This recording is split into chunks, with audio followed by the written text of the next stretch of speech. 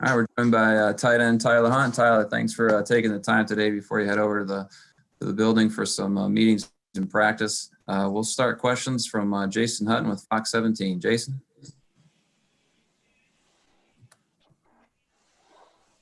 Hey, Tyler, I'm wondering when the idea of you moving to tight end, how did it come about? What was your reaction to it? And did you think you'd ever be where you are right now? So the idea of me moving to tight end, it's kind of been on my mind to switch positions for the past couple of years now. I felt like I was a pretty decent athlete and could do more things than just kicking and punting the ball. But the idea of tight end actually didn't come about until this quarantine, actually. I was just at home working out, put on some weight, and kind of just asked Coach Tressel what he thought of the idea. And he put me in contact with Coach Gilmore, and the ball kind of started rolling from there. And then we went up to practices and summer workouts, and they saw what I could do. And now they're utilizing me in ways that they see could help the team. So I'm pretty happy where I am right now. To be honest, I didn't think I was going to see the field much, just switching from punter, because, you don't see that very often. But I'm happy where things are and can't wait to see what else happens. And how did playing at a small school like Gobles help prepare you for the underdog role at Michigan State and all the hurdles you've had to overcome? So playing at Gobles High School, I think I graduated with 67 kids, and our football team probably only had about 20 on it. We had no JV. And so I think what really helped me coming from a small town like that is you get a lot of like one-on-one personal coaching. So the coaches were always, on my back, just trying to get me to play as hard as I can all the time. You get a lot of leadership roles out there as well. I was on the varsity team for 4 years, so being a captain for 3 of those, I think it really prepared me for my role now at Michigan State. And just a lot of adversity comes with it, having a leadership role all the time. So I think I'm pretty well equipped to handle anything that comes my way as far as football standpoint, and just having a great mindset. My coaches in high school definitely prepared me well for that. Thank you. Mm-hmm. Next question, we'll go to Chris Solar, the Detroit Free Press. Hey, Tyler, I got a few rapid fire here real quick for you. First of all, did you throw a touchdown or a 2-point conversion with your left hand? I did. A while ago. Second, how far can you throw the ball with each hand?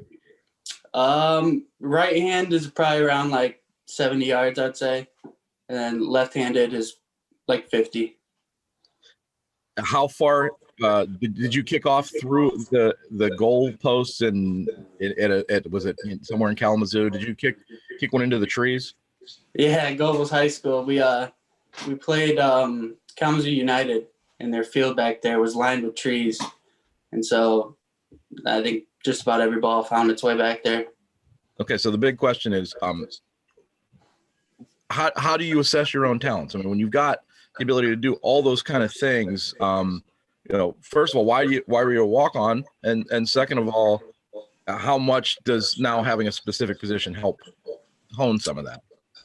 I think having a lot of talents comes from kind of how I grew up. I grew up with 12 other siblings and not a very big house. So we were outside all the time and just doing different sports constantly out in the backyard, playing catch, just making up games of our own.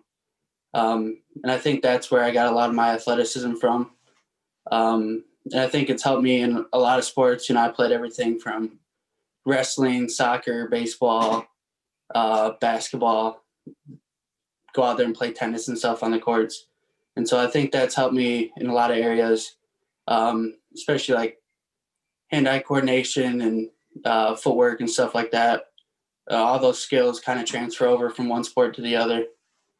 And so I think that's really helped me. It also helped growing up with four older brothers that, you know how older brothers are. So I think that really helped me a lot. And they would not take it easy, let me tell you. Thanks. So it was a lot of fun growing up. Yeah, no problem. Our next question will go to Eli with the state news. Hey, Tyler, I was just curious, these last 2 games, you're able to step into that starting role. I mean, how have you felt about your performance in those couple of games, and then stepping into a role like that where you maybe haven't had a role like that since you've been at Michigan State? How have you felt kind of stepping into a role like that in these past couple of games? I feel pretty good about it. I kind of had a similar situation to this when I had to punt. I came on the team as a kicker, and then when one guy goes down, it's the next man in line steps up. And I think the coaches do a good job of letting us know that, your time could come at any point, and you got to take the opportunities that you get, and you got to run with them and, show everybody what you got. So. Our next question will go to Rico Cooney with Spartan Magazine. Hey, Tyler, how you doing this afternoon? Good. How you doing? I'm good, thanks. Hey, Coach, in talking about you, kind of gave us a hint that you're a guy who walks around with a chip on his shoulder, and I'm guessing a lot of that came from being the small town guy that a lot of people didn't believe in, and as you just mentioned, your older brothers. Is there a situation where you can remember back in those days where that chip started to develop, either through playing high school ball or being out in the yard with your brothers? Yeah. I think, growing up, small town, there's not a lot of big names out there, but there's some names that definitely stand out. And my brothers were the first of my family to come to Gobles and play high school ball. And they were the first people, I would say, to really get the Hunt name out there. And growing up in Gobles, it's a pretty big tradition school, just like Michigan State, tough nose football. And I think when it first came to me, that I had to walk around on a chip on my shoulder, not only for me and my brothers, but for also our last name. And so I'm not going to lie, when I first got on the varsity team, everybody was probably like 50 pounds bigger than me. And so it took a couple years to finally, get that chip back on my shoulder and get that, we like to call it the dog mentality. And so I would say after I had enough of, older kids, even my brothers, kind of just messing around with me, finally I got a little bit bigger than them. And then that's when that dog started showing up. So I'm guessing then there was a point where Tyler Hunt was tired of being punked. Oh, yeah. Yes, sir. Yeah. Thanks, man. Yeah, no problem. Next question will go to Matt Wenzel with M Live. Hey, Tyler, I guess somewhat along those lines, we just talked to Mel Tucker, and he said that your care factor is a 10 out of 10. I was wondering how would you assess his view of that? I think I'm a guy that, I think it's been shown that no matter what my role is on the team, whether it's scout kickoff, just kicking the ball to returners, stepping in as a punter, being a scout team on offense, or if it's starting at tight end, my mentality is to attack every day and, show what a guy from a small town can do. And, whatever my role is, I'm going to go 100% in whatever I do. And that's just the way I was raised. That's the way my family was raised. And you mentioned, how the move to tight end came about. You said you really didn't think you'd see the field that much. If somebody had told you a year ago that the first rushing touchdown Michigan State would score this year would come from you on a jet sweep, what would be your reaction to that? I'll tell them that they would never call that play in a million years at tight end. Thanks, Tyler. Yeah, no problem.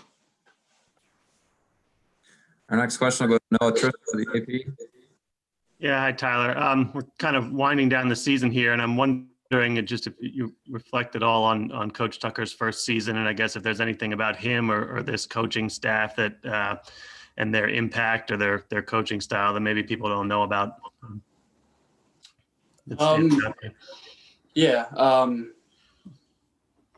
First off, I gotta say that the coaching staff does a really great job. I love all the coaches, and their coaching style is pretty unique, I would say.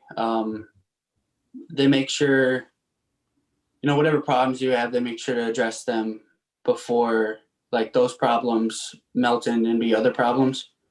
And they're really personable coaches, and I think for the first time in my playing career, the coaches actually took the time to, get to know the player's backstory, get to know about their family. We had to do research on all of our other players and go in and, ask their families, like, for example, Parks Kissinger on the team, we didn't know until this summer was a really good dancer. And so just doing all those, like, personal things makes you really get to know your teammates well. And I think it's formed a lot of camaraderie, especially amongst the tight end group. I think we got a good solid group going, and I think everybody cares about each other. When was that that you had to do research on each other? Was that during the off season? Yeah, it was during quarantine, Zoom meetings. So it was actually pretty cool. And we found out a lot of things about our teammates that we had no idea. We have time for a couple more. We'll go to Stephen Brooks at 24/7 Sports, and then Jim Comparoni. Stephen? Hey, Tyler, are you doing any more kicking or punting these days, or when was the last time you did any of that? Yeah, I still go out every once in a while, make sure I can hit a ball farther than your average guy could.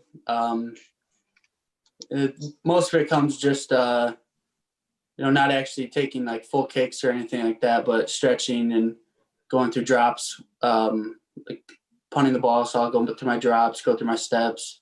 When the guys are kicking field goals, I'll visualize going through my steps and what I would do if I was out there kicking the ball. Is that kind of on your own time, like after or before practice, or is it during the actual special teams portions too? Yeah, most of it comes in my own time. And then whenever I'm not in blocking the protection for field goal, I'll, stand back. I'll visualize what he's doing, visualize what I would do, and just go from there. And then do you miss that part of it at all? Are you pretty happy with your job these days? And what was that process like of learning tight end? I mean, you always hear it's a very complicated position, given the nature of it and everything. Right. There's certain natures of kicking and punting that I miss. Obviously, I don't get to spend as much time with the guys, the specialists. So that's something I miss. But I do enjoy playing tight end. I think there's a bigger role in, that I can play at tight end as far as being able to catch the ball, run the ball.